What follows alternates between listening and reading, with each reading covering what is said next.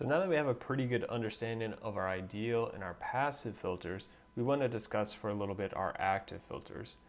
So as you can see here, our active filters are going to consist of resistors, capacitors, and op amps. So our op amps is what are the components that make these filters active because we're going to be providing some gain. So one notable difference from our passive filters as well is that we see we don't include inductors. So before we look at some actual active filter configurations, I want to come through here and just sort of list some qualities of both our passive filters and our active filters so that we can kind of get a good idea of when one type might be better than the other. So our passive filters, as we've stated before, we know they cannot have a gain greater than 1. So cannot have gain greater than 1. Another way to say that is we can't add any energy to the circuit.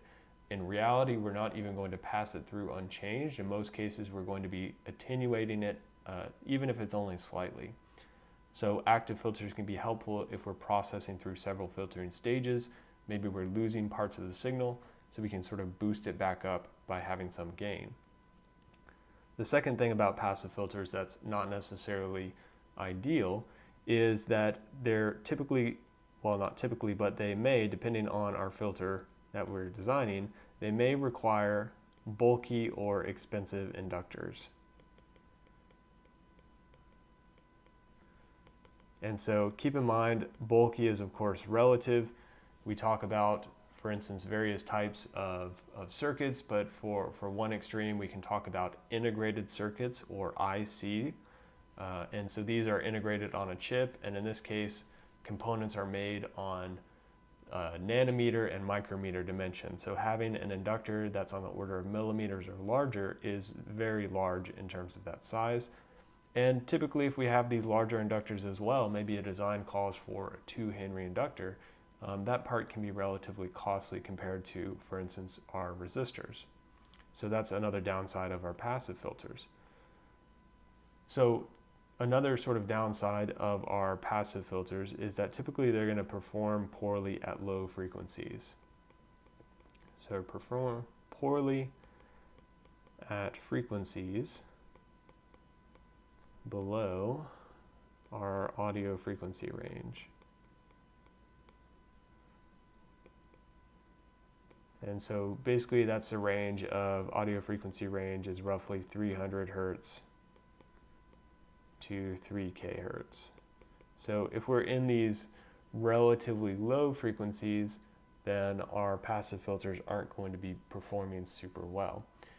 One advantage, however, of our passive filters, which we're going to see compared to our active filters in a minute, is that these passive filters are actually very useful at higher frequencies.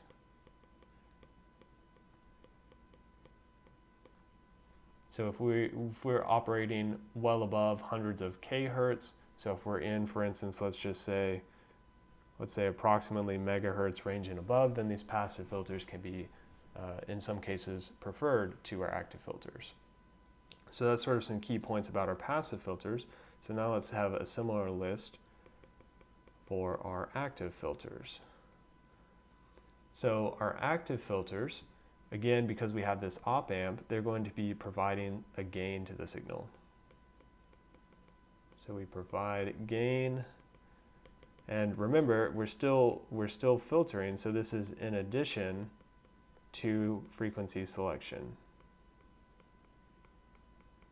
And so as we talked about before, if you're passing through several sort of stages of filtering, even if each one's just attenuating a little bit, then over time we might be losing our signal. So it can be helpful to be able to boost that back up with the gain.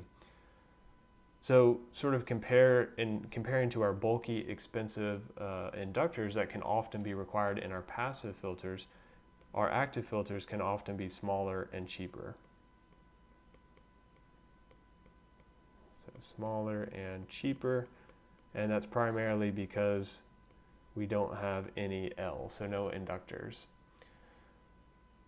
Another advantage of our active filters, which we haven't really seen too much up to this point, but we'll talk about in future classes a lot, is basically we can avoid loading effects.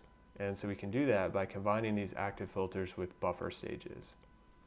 And so we talked about our buffers when we talked about op amps, and we said, why would we ever want an amplifier with a gain of 1? Well, it turns out being able to avoid loading effects is a very important thing in electronics. And so doing that, we can combine this with buffer amplifiers, and we can isolate each stage from its respective source and load impedance effects. So here we're basically saying we can minimize, if not get rid of, loading effects. And so sort of the general idea behind loading effects is if we connect a circuit to the output, if we connect circuit 2 to the output of circuit 1, we ideally don't want circuit 2 to be affecting that output of circuit 1. So that would be a loading effect if it is changing that. So our fourth note related to our frequency is that particularly if we're at higher frequencies, these can be less reliable and less stable. So less reliable and less stable at higher frequencies. And so typically most active filters will have an upper limit, a practical upper limit of about 100 kHz. And so this is just due to some frequency response that goes on within the op amp. So we're not going to worry about that in terms of this class.